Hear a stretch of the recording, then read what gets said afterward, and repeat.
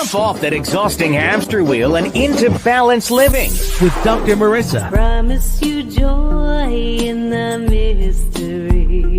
Dr. Marissa, also known as the Asian Oprah. Her mission, to be a beneficial presence on the planet. Her purpose, to be your personal advocate to live, laugh, love, learn. Her life motto, don't die wondering. Take back your life with Dr. Marissa Pay. And welcome. You are tuned into Take My Advice. I'm not using it. Get balanced with Dr. Marissa, the morning show here on KCAA AM 1050, FM 102.3, FM 106.5, and streaming everywhere. iHeartRadio, Spotify, Stitcher, Amazon Music, Audible, iTunes, you name it. I'm there because I want to splatter more hope and happiness on you and start your mornings in the best possible way, because Lord knows if you start your day with your phone, scrolling, punching, it's not really punching, but tapping, and getting lost in the riptide of negative news, CNN, constantly negative news. Actually, they're one of the better ones, but the lettering matches with the CNN. That's why I use it. Media can be a weapon of mass distraction, but it doesn't have to be. It can be something, especially if you tune in here to my show. I try to balance out all the bad news with good news. What's right with people, what's right with the world, and what's right with you. And today's no exception. I'm so grateful that what I get to do on the air is supplemented by my freelancing on the job when I cover news and local news and all the things that are happening here that are really great. And today's no exception. Take a listen and see what's happening in our community. 3, 2, 1, go. Good afternoon. This is Dr. Marissa. You know me as the Asian Oprah, reporting live from Salazar Park in LA, and I have someone here who's going to tell me a little bit more about the great opportunities that are here right now. And please introduce yourself and tell me who you are and what you're doing here. All right, thank you, Dr. Marissa. My name is Marissa Santoro, and I'm the Deputy Director for LA County Parks and Recreation. And one of the parks I have the privilege of supporting and overseeing is Salazar Park in East LA. We're really excited to be able to tell you about some of the new amenities that are coming to the park, thanks to Supervisor Hilda Solis. And those opportunities stand with our new Arts and Innovation Lab that'll be opening this fall. State-of-the-art technology from 3D printers to graphic art design to elevate the access to technology, to creative careers for both our young adults, our families, and our seniors. But we're equally excited about also being able to introduce a podcast and recording studio to really develop your talents and your skill sets. So Salazar Park is really an exciting destination for our local residents to be able to develop themselves and have access to state-of-the-art technology. Great. So this is outreach for what community? So you can let them know where this is exactly? We're situated right here in the heart of East LA. So we want to see our residents who live right across the street come on over in the evening, after school, on the weekends, and take advantage of all these amazing amenities. Well, if you're in East LA, there's no excuse to say I've got nothing to do and I'm bored. There's lots to do here. I may come and get an intern for my own show from your collection. I think that would be a wonderful access, or to actually apply what they know. We would love to have you come and mentor our youth and our seniors and do a couple podcasts with us as we emerge with this new access to technology and communication. We would be thrilled. Wonderful. So I'm glad I'm here. Seniors, everything is opening on Monday. You want to explain a little bit of that? Absolutely. We, as the Department of LA County Parks and Recreation, will be opening up all of our senior centers and our senior programs on Monday, August 2nd. From 8 a.m. to 2 p.m. Monday through Friday. And if you're looking for a place to stay cool and you just want to socialize after our senior programming, then those are the places to be at from 2 to 4. You can play games, you can socialize, and have a safe place to be together with others after so much isolation and loss that we've experienced. Absolutely. And you heard it here, because I want to point out what is right with the community, what is right with our county, what is right with our state, what's right with the world. and especially what's right with you and me. So come to Salazar Park. They can find it online. They can find it at LA County Parks and Recreation website. So just LA County Parks and Recreation. And you will find all of our different activities from our senior programs, our senior centers, our youth programs, our sports programs, and our Everybody Plays free program. So please check out our website. Fantastic. This is Dr. Marissa reporting live. Remember, it's all about balance, peace in, peace out, world peace through inner peace. Oh, are you ready? I can always edit out. Good morning, this is Dr. Marissa. You know me as the Asian Oprah, reporting live here in Lincoln Heights, Los Angeles, with the Boys and Girls Club and the California Credit Union, and they have a great event. Could you introduce yourself and tell me why you're here? Perfect. Hi, I'm Gloria Rogers. I'm the Vice President of School and Community Development for California Credit Union. We're here today because we partner with the Boys and Girls Club of Los Angeles to provide the essentials of backpacks as students are going back to school. California Credit Union was founded by a Los Angeles school teacher, so we're really supportive of the education community and really proud of our heritage to be able to do this.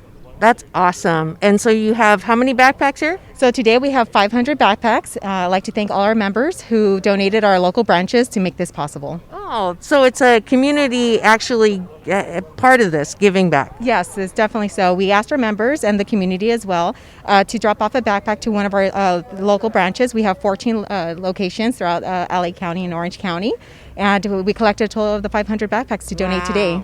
That's cool. And are you going to be doing other things like this? Is there a website that we can go to sort of get involved? Or we're always involved with schools. As I mentioned, we're a strong supporter of the education community, so we're always doing things out in the field supporting various schools. So you'll see the credit union out there. So California Credit Union is really proud to be able to support the education. That's beautiful, and I love being able to highlight organizations that are really helping the community. Boys and Girls Club of Los Angeles with the California Credit Union. You heard it here. Dr. Marissa reporting live. Peace in, peace out. World peace through inner peace. Good morning. This is Dr. Marissa. You know me as the Asian Oprah, and you know that I love to cover what's right with our community, what's right with people, what's good's going on out here. So I'd like you to introduce yourself and tell me what's going on. Well, my name is Charles Boyden. I'm the program director here at Los Angeles Boys and Girls Club. And what's going on today is we have a big backpack giveaway. The kids are so excited. Absolutely. And this is in an effort to sort of ease the transition back into school? Absolutely. And we've partnered with, as you can see, the California Credit Union. And we are so grateful that they can be here and do this for the kids. Absolutely. And what does the Boys and Girls Club here do for kids? Oh, well, one thing, it gets them motivated. They do things that they wouldn't normally get to do at home. You know, well, I'm the baseball coach, so we do have a baseball team. We just had a game yesterday. The kids were, excited, still talking about it this morning. So, it gets them, going in life and doing things rather than being at home just or hanging out and playing games. Yeah. Beautiful. I just walked through your basketball court. LeBron James was here, I understand. He's been here before. We've had a lot of athletes and famous people as yourself come through here. Thank you. Well, I just love the fact that community organizations are helping each other, helping the kids through this as we peek out of the pall of the pandemic. Yes. But this is something that I do at the end of every show, if you wouldn't mind. Peace in. Yes, absolutely. Peace out. World peace through inner peace. Dr. Marissa reporting that you can put anything your heart and mind desires. Yes? So I want you to do this with me. Peace in. Peace out. World peace through inner peace. And what's your name? Abigail. Abby stopped me as I was leaving and said hello. So I gave her the message that I give all the kids that I come across. That's my job. Yes? And wasn't that great? I just love highlighting and spotlighting people, places, and things that are doing great in our community and just showing that the world is not going to hell in a handbasket. It all depends on where you focus. And that's actually is the topic of the question of the day that I'm going to be back with.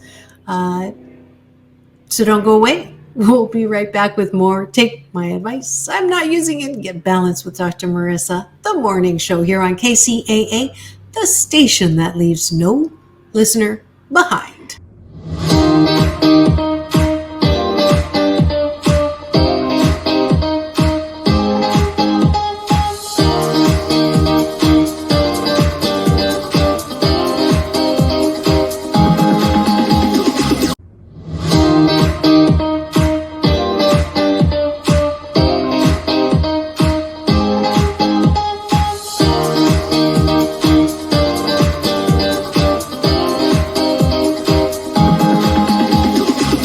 Take back your life with Dr. Marissa Pay.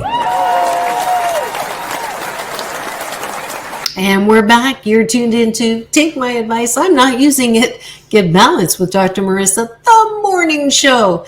And here we are in the second segment called the question of the day. And so the question of the day is, dear Dr. Marissa, why do people get so mad when the hashtag All Lives Matter is put with hashtag BLM or Black Lives Matter? And that's a great question. And it speaks to, it's not just about the term, but it speaks to this entire emphasis on people of color. And some people will say, well, I don't understand, reverse affirmative action, and now it's unpopular and not good to be white because there's tokenism and we need to have the right numbers, and so it's not based on experience, or it's not based on qualifications, it's just based on the color of your skin. What is the big deal with that? And it is very potentially explosive of a topic, because if I put the moose on the table, which is my Canadian version of the elephant in the room, because I was born in Canada and I talk about the elephant in the room, it is, okay, so when I say Black Lives Matter, it doesn't just mean Black Lives Matter in the sense that you want Black lives to matter and you don't want what happened to George Floyd to happen again, and you don't want all of this. If you haven't watched 13th, the documentary, you have to understand what's wrong with the prison industry and what's wrong with the fact that most of the inmates are Black males, and how that happened. And it was not just because only Black males commit crimes. That's ridiculous. So the understanding that Black Lives Matter is important as a standalone before you say, well, yeah, but all lives matter. You can't just focus on one particular group. You have to expand it to all lives matter. What about the Native Americans? What about the Chinese Americans? What about the Asian Americans? All lives should matter. And that is fundamentally true. All lives should matter. But if I put that moose on the table, you have to admit that for the last how many years and decades, it has not been equal lives that matter. It has been white lives matter. If you look at the way the top jobs in companies, if you look at the way good people on movies are depicted, if you look at government, if you look at all the areas in which there's power and there's privilege, it has been predominantly not people of color. Please give me that acknowledgement. So when you have that reality, there is disparity. And when there's disparity, there is an inkling of unfairness. You cannot tell me that the majority of the people who were in the tops of organizations got there because they were the only ones qualified for the job. That's bullshit-hockey. So there are systems in place, how you get a loan, how you get a promotion, how you are hired, how you get access to things that has been not equal, that has been disparate. And so all of the things that have been erupting around the unfair treatment, the killing of Black males just because they're Black males, they haven't done anything, killing George Floyd because of a police practice to do what that guy did. So it's not that blue lives do not matter. Nobody's saying that all police are bad. I hope not all people are saying that. There are plenty of police that are doing great things, but there are some things in the system that, unchecked, have begun to symptomize or bubble to the surface that cannot be ignored anymore. The system is not just. The system does unfairly discriminate. Racial profile is a reality. So all of these things hopefully are not leading you to be more angry, which unfortunately does look like that, and have even gotten worse because it's politicized. It seems like all of the Republican, white, angry, changing laws so there is no fairness for all to vote, getting mixed up in the whole immigration thing with people of color, and therefore, go back to where you came from. All of that, divided along party lines, divided along inhumane, racially unjust lines, have led us to a place where hopefully there's a balance. There's a place where we can say, yes, all lives matter, but right now we have to focus on those lives that have not mattered. Elderly Asian Americans getting beat up for no reason means that we need to say, stop AAPI hate. Yeah, we have to stop hate of all kinds, but right now, where there is fire, we have to put the fire out with new systems, new procedures, new practices that help us align with what the vision of America always was, justice for all, not just some. So we're going through a really tough time right now because the people who have had those top positions or have had privilege, those, even if you don't want to admit it. Yes, there are white people who have not had privileges. Again, we're not saying all, but we are looking at majorities. We are looking at statistics that show there has been disparity. So the next time someone puts down Black Lives Matter, I'm asking all of us to take a breath and not immediately go in there with Blue Lives Matter and All Lives Matter. There's a time and a place, and that time and place, there's a season for healing, and that healing in correcting those systems that are not working is now. That's Dr. Marissa's opinion. Do not reflect the opinion of KCAA. Although from my interviews with both Rick in the morning as well as Mark Westwood, the general manager, I know that I'm not alone in this. We all want, and they are both white men, by the way, we all have to do this together. It cannot just be Black lives that make Black Lives Matter. All Lives Matter needs to make Black Lives Matter. All Lives Matter need to make Asian American lives matter. Asian American lives matter need to help with Black Lives Matter. So we're all in this together. That was your question and answer of the day with Dr. Marissa. I hope that you get where I'm coming from. Hopefully you can find the balance and peace in that. That's my intention.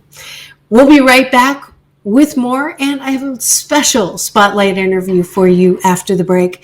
He's a wonderful, and I want to spotlight my interviews with people of color specifically because I think it's important. Mainstream media has not been balanced that way for a long time. And so for me, I'm going to do my best to highlight people, places, and things that may not have been highlighted before. He has gotten a lot of highlight. I shouldn't say that, but I wanted to especially bring him back here. Bill Duke is in studio, and he's an amazing actor, director, producer, You remember him from the Terminator. We'll be back with more from him after the break. And it's all about balance. Peace in, peace out, world peace through inner peace. Don't go away. Tonight we're wrapping up Women's History Month with a story about a woman whose mission is to spread happiness. Dr. Marissa Pei is a survivor of childhood trauma and a reformed tiger mom. She's an accomplished woman who has endured hardship, but she says she's also found a path to happiness. I'm Dr. Marissa, and I'm making history in spreading happiness. I was born in a little town, a little German town in Canada. My parents came from China, and they wanted me to blend in as much as possible, so I was told, don't speak Chinese. So I learned actually to lie about who I was. People would say, are you Hawaiian? And I'd say, yes, because Chinese was just not a good thing to be. I had a tiger mom, and in an effort to motivate me, she would say that I was fat, that I was ugly, and that I was clumsy. To prove she was wrong, I started modeling and I dropped 40 pounds in like less than a year, and unhealthy. I was constantly trying to prove that voice wrong. And this is a show about hope and how to be happy. So that began my own journey to shift from blaming to, wait a minute, there is a role in pain in life. And what I've realized is pain in life chisels us into more and more good, more and more expansion, and more beauty. Yes, now I am known as the Asian Oprah. And the first time someone called me that, I went, oh, whoa, way too big shoes to step into. One of my teachers is Michael Bernard Beckwith, and he's a very good friend of Oprah's, introduced me to Oprah as, this is the Asian Oprah. And I'm like, and she looked at me, and she looked down, she looked at me, smiled, and said, nice pants. Dr. Marissa, also known as the Asian Oprah, reporting live. When I say this is Dr. Marissa reporting, also known as the Asian Oprah, it just immediately sets people at ease. They laugh. It's such an honor. Many of us say, I am my own worst critic. Nobody's harder on me than I am. And my response to that is, stop it! Why are you doing that to yourself? You have to be your biggest fan, because if you can't at the end of the day say, I did a good job, who is? We don't have to constantly be angry at the things that are wrong. Why don't we choose to be happy about things that are right? We have the choice. That's our muscle. And life is so amazing if we can see it. Dr. Marissa says the road to happiness starts with your mind, and you should end your day by reminding yourself of 8 things you successfully accomplished.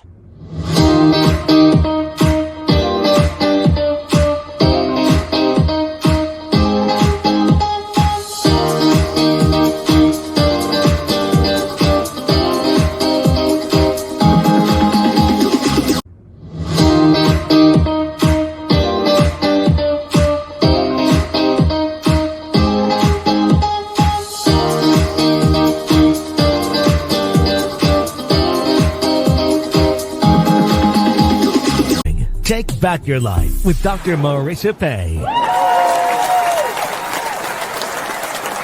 And we're back. You're tuned in to Take My Advice, I'm Not Using It, Get Balanced with Dr. Marissa here on KCAA AM 1050, FM 102.3, FM 106.5, and everywhere streaming, including my YouTube channel, in case you've missed any of the past 500 and I think we're up to 510 shows, or as well as my Red Carpet series with interviews with Halle Berry, John Travolta, and Bill Duke, who I'm spotlighting today. Please enjoy. I want to introduce you to someone that I you know him and you've seen him, but I had no idea the plethora of reach that this man has until I did the research preparing for the show. He's an actor, director, producer in Hollywood with over 40 years experience on screen and behind the camera. And if I read every highlight, we wouldn't have time to chat. So just let me list some of the movies and TV shows you may have heard of. We've got Predator, Terminator, American Gigolo, Starsky and Hutch, Charlie's Angel, and Lost, directing Falcon Crest, Fame, Hill Street Blues, PBS The Killing Floor, which he won the Sundance Special Jury Award in '85. He's gotten the National Endowment of Humanities by President Bill Clinton and the Board of the California State Film Commission by former Governor Arnold Schwarzenegger, who he's played opposite to many times, and earned a Lifetime Achievement Tribute from the Directors Guild of America's African American Steering Committee in 2010. In addition to working on creative projects in Hollywood, Bill created Duke Media Entertainment to bring quality edutainment, love that, to audiences around the globe. And without further ado, please welcome to my studio, we'll get to more of the accolades in a minute, Mr. Bill Duke. Thank you for having me. So lovely to have you here. My big brother, Michael Bernard Beckwith, calls him my Mr. Duke. When I texted him. Isn't he? Yes. Yes. So peace in, peace out, big brother. And love and peace to your family. They just, his dad just transitioned on Sunday. So we're just holding all of them with a lot of love and a lot of comfort. So let's start with Make My Day. Okay. So, did you always know you wanted to be an actor? Because you became an actor early on, like not when any kind of affirmative action was going on, any kind of, Hollywood getting grief for not having equal representation. You were one of the first. So, I want to go back and say, did you know you wanted to do that? It was a discovery, I think, more than anything. When I grew up, your parents told you what you were going to be because they had second and third grade educations. They didn't want you to be like them, so they said, be a doctor because, doctors make money. Mm-hmm. And I tried to go to little pre-med classes and cutting up cats and my room smelled like formaldehyde. It was not for me. And then I was very, I have dyslexia, so I was not a communicator. Wow. I used to write in a journal. They said, well, you like writing so much, be a teacher because English teachers make money. And so I went to, got a scholarship to Boston University, and I fell asleep for the third time in my Chaucer class and was kicked out. And my friend said, you're always talking about acting, you should check it out. Lloyd Richards he was a black director, the first one on Broadway with Raising of the Sun. And so I went up and I tried out and I got in. Fabulous. First try. Yes. There you go, right out of the box. He became my mentor. Wonderful. I followed him to NYU. He gave my first job at Negro Ensemble Company with Michael Schultz, and then I followed him to L.A. Fabulous. Mm-hmm. And then you got cast across. The first big movie was Terminator or Predator? The first real big movie was Car Wash. Car Wash. Yes, okay. Richard Pryor and. Do you know I had his son on 2 weeks ago, right? Richard Pryor Jr. Isn't that funny? Great. Accidental, not accidental. Go ahead. Car Wash. So Car Wash was really the big thing that made a difference for me as an actor. Then after that came Commando and Predator and a lot of other things, but Car Wash was the first thing. Fabulous. And working with Arnold? Arnold is a great human being. Arnold is a collaborator, no ego trip. He just works hard and requires you work as hard as he does, and he's just good people. And he's a very smart man, dedicated to his craft, and it was a great privilege. I worked with him on Predator and Commando. Fantastic. And then you made the switch to go behind the camera. How did that happen? I had a television series called Palmerstown, USA, with Norman Lear and Alex Haley, and it was on for 2 seasons, and then they had a thing called TVQ at that time. If you were overexposed to an audience, you couldn't find it. So I didn't work for 2 years. And so I always wanted, I directed theater and wrote my own plays and stuff, but I was intimidated by the cameras and the equipment. A friend of mine said, you should apply to AFI. I did. And What is AFI? American Film Institute. Got it. And thank God, Tony Vellani was there, and I got in.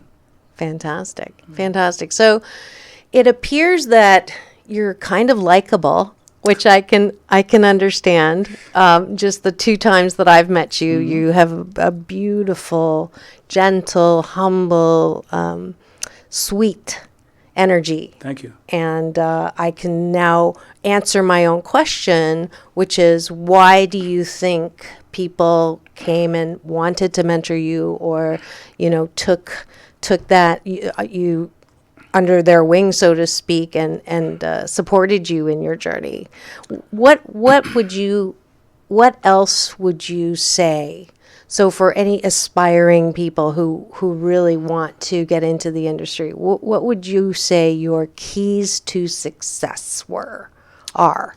I think most people would answer it with my talent, but I think my work ethic. When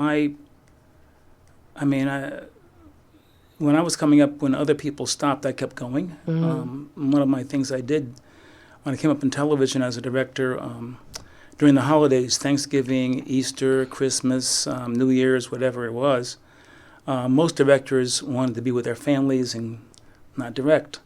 Those are the jobs I took. And so I just always wanted to, prove myself to me and to the people that were in the industry. So, sometimes you work 7 and 8 days a week, to be able to do what you have to do to not be as good, but the best you can be. Right. And my father and mother gave my sister and I those values. Wow. That's so cool. If you are wondering who I get to talk to today, it is Mr. Bill Duke, 40-year pioneer and veteran in Hollywood. And you are tuned in to Take My Advice. I'm not using it. Get happy with Dr. Marissa. So I'm going to ask the follow-up question to, if you did take those gigs that no one else did that wanted to spend time with family, did that impact your family? So were you married and have kids? So I'm going to pry into your personal life now, because that's just what I do. You don't have to answer, but I'm curious. Not marriage, but it did impact my relationships, because while they were with their families, I wasn't sometimes. And that, and my friends or the ladies I was with, and I think that to a certain extent it was selfish. But I knew that if I didn't do it, there would be resentment. And so I had to choose between the two things. I think that we have to really value ourselves. To be unhappy in life, which is so short, and just doing something because you're told to, is something I don't embrace. Passion's very important. And life is very short, and making a living at something that you love doing, that's very important, I think. That's what I believe. Yeah, absolutely. And there are prices you pay for that. Yeah. But you were okay. I mean, there's no perfect door, is what I say, right? Every door you go through has benefits and consequences, and the worst thing you can do is turn around and go, I should have done that one. Right. So speaking of that, do you have any regrets? I think I do. I've never been married. Okay. And long relationship, well, not officially married, but long relationships. And I kind of wish to a certain extent I had, and had a number of children, etc. But I have a goddaughter, Natalie. I'm very proud of her, and I raised her since she was 3 years old. Nice. But regrets, God has been very good to me. I cannot tell you some of the blessings that I've gotten throughout my life. And I've been everything from plane crashes to everything else, and I'm still here. Wow. And every day I get up, I give thanks and gratitude and appreciation, because I'm working on the Michael Jackson had a great song, working on the man in the mirror. Yep. And when you work on the man in the mirror and you learn to love that person, life changes. And so that's been my dedication for a while now, to really, when I leave this earth, I want to leave in peace with myself. Yeah. That's what I focus on. Yeah, beautiful. Was that a hard fought discovery? Did it take you some years? My whole mission and purpose is to share that I'm one of the 7 out of 10 that grew up, in family dysfunction, and that you don't have to wallow or marinate in that. You can see it differently as a chiseling block, and that you couldn't be the amazing person that you are without that. So you talk about your parents being very supportive and positive in that sense. Was there a time when you did not believe in yourself, and how did you get through that? Well,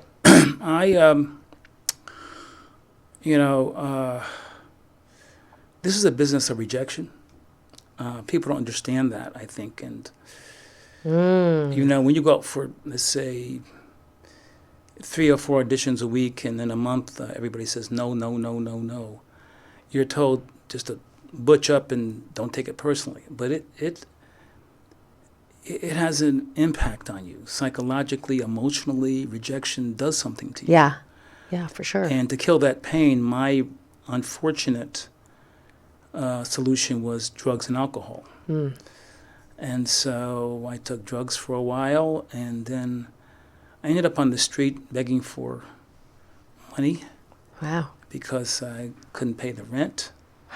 And 2 things happened that were saviors for me. One was I was begging for money on the street one day, and this older black woman passes me, and I just say, "Ma'am, can I have some money?" And she just didn't say anything. And then I was begging somebody else that was passing by, and I feel a tap on my shoulder, and I turned around, and it was this same older black woman. And I said, "Ma'am, you're going to give me some money?" And she's silent for at least, I would say, 15, 20 seconds. And she looks in my face and she says, "Son, do your mama know you out here doing this?" And I just watched her walk away around the block. And from that moment, I never asked for anybody for anything again. Wow. And the second thing that happened to me was, she's my great friend now, Aida Tengamana. When I was going down on drugs and really hitting bottom, she introduced me to transcendental meditation. So I meditate twice a day now. I haven't taken drugs since I've done that. And can I ask how many years ago that was? 1974. Many years ago. Yes. Yeah. So that was before the success in the movies. Yes. Yes. So, wow. You would have never known. Thank you for sharing that. I don't know if you were planning to, but it's in my book too. Powerful. That's what I wanted to segue into, is this book of yours that captures 40 years. It's Bill Duke, and then I need glasses, so read the bottom part of that for me in your book. Yeah, it's 40 years on screen and behind the camera, and it talks about, the easier part was, talking about my career and what I've been through. I came into this business when there were really the only black director were Michael Schultz, Gordon Parks. I think Mr. Poitier had, my hero, did some things, but there weren't black directors. No. So it was a challenging time. Yeah. And you had to have some faith in yourself, you know. Yeah. Definitely. So it's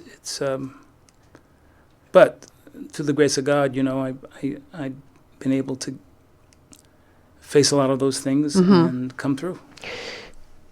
The discrimination, we'll put the moose on the table right now. That's my Canadian version of the elephant in the room. The moose. Yeah, the moose on I the never table. heard that one before. I know, that's because I made that up. Because I was born. Okay. I was born in Canada. Okay. So it was there. The discrimination. You didn't get roles because you were the color of your skin. Well, a big, tall black man is in those days was seen as mean and evil, and so let's play all the bad guys. You know? Right. And so I took those roles, some of them. How tall are you? 6'5". Just curious. 6'5". Yeah. Okay. And, A little taller than me. Yeah. No, not much. Not much. Notice how we took pictures you sitting Yes. down. I didn't want the camera to like miss me and to get your face and then couldn't see me. Yes, no problem. So you took those parts, the bad guy parts for a while to work, right? But they were not bad parts.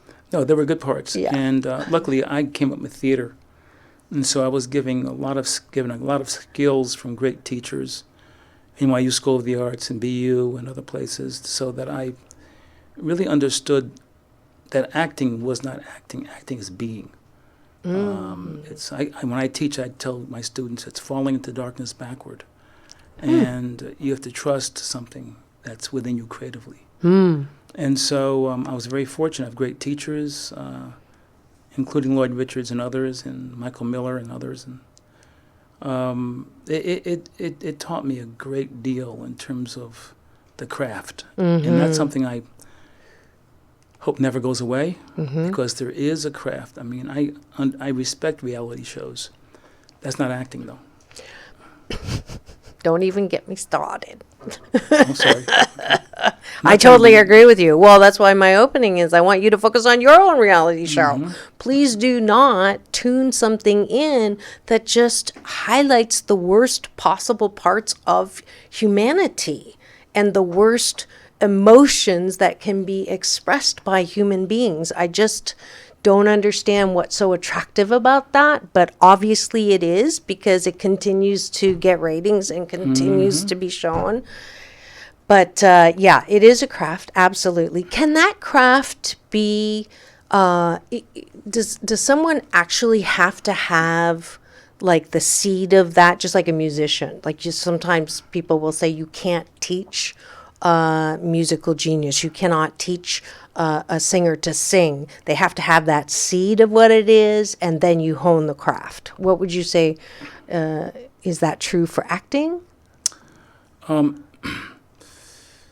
I think that the craft is the shaping of something else, and that is a trust, a vulnerability. To trust yourself enough to say, I know I could be doing this, but I have a passion. And to trust that passion, and then have that passion crafted into a skill. That takes time. But your willingness to surrender to something larger than your ego.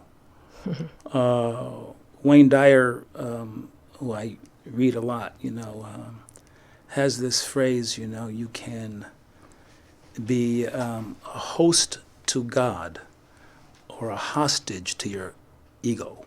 Beautiful. And when you start being more of a host to the God within you, and understanding that you can do almost anything you want to do if you're willing to pay the price, and there's a price. It's about honing your skills and not giving up and facing rejection and not letting the voices even within you stop you from doing what you want to do. Yeah. It's that, those battles are ongoing. Right. And you have to find something that takes you through that. Right. I found meditation. Other people have found religion. Other people have found different things. But if you have something that enables you to manifest your dreams, life is so short, you know? I do. And I if you're not living in some zone of fulfillment, you can make money, and there's nothing wrong with making money. I like money too. I'm a business person. But money doesn't fill every hole. Correct. How many boats or yachts and houses and cars and vacations? Well, And look at Anthony Bourdain and Kate Spade, tragic examples that money and status do not bring you happiness.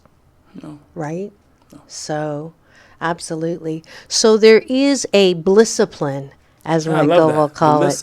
Yeah, that's from Michael.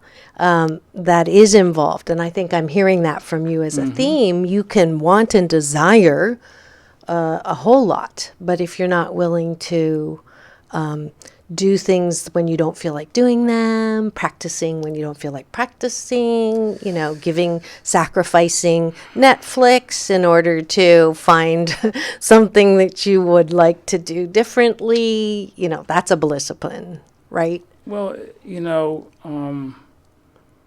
you can say, I put it like this, we're on this shoreline, and then there's a lake, and then there's a shoreline on the other side called opportunity. And some people, they put their hand in the water to see if it's too warm, their foot in the water to see if it's too cold. And then there are people just jump in, and some drown, and some keep bobbing up, and they get to the other side, and they make it to the surface on the other side. And then by the time those people who have dipped their hands and legs and everything else get over to the other side, there are signs up, and they're called entry fees. because the people who took the chance, they deserve it. Yeah, absolutely. They took the chance. Absolutely. Yeah, there was courage. There was no fear. Even if there was, they didn't care. They just did it. The gospel according to Nike. Just do it. Just do it. Yeah, and fear for me stands for future events already ruined. Ooh, like that. Yeah, huh? I knew you would. I never heard the gospel according to Nike. Hey, I'm going to use some of those. Just as long as I get credit. Speaking of which, I loved what you shared at Agape. One of those. The small package. What was that one? That was really good. You want to hear my quotes? Yeah, I love those. I have there's some quotes that I love. One is aspire to inspire before you expire. Isn't that great? And the second one is, if a man does not seek humility, humility will seek the man.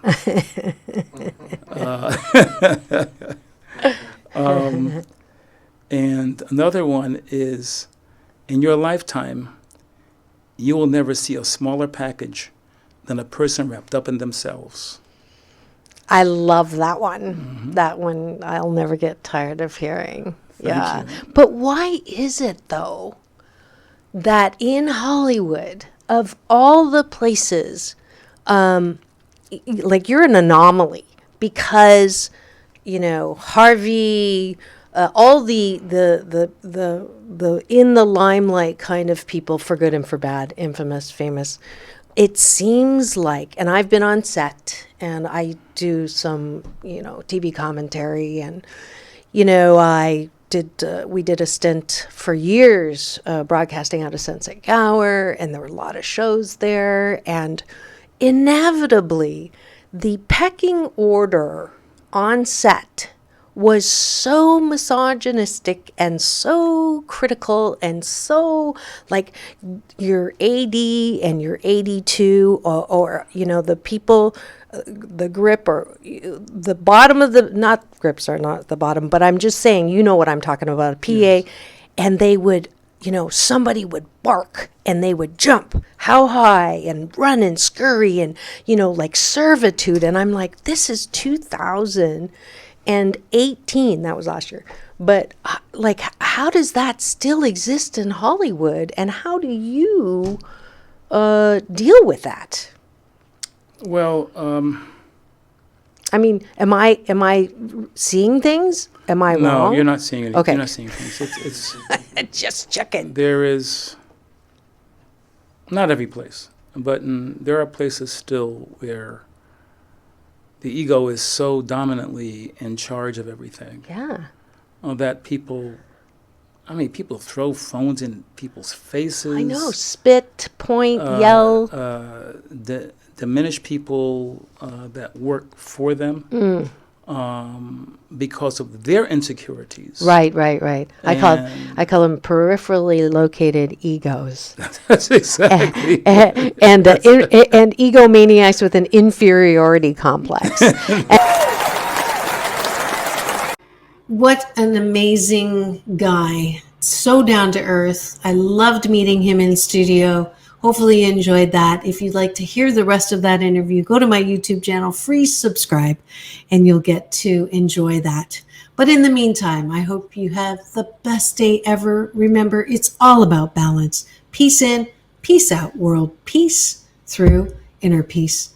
Dr. Marissa reporting live on KCAA, the station that leaves no listener behind.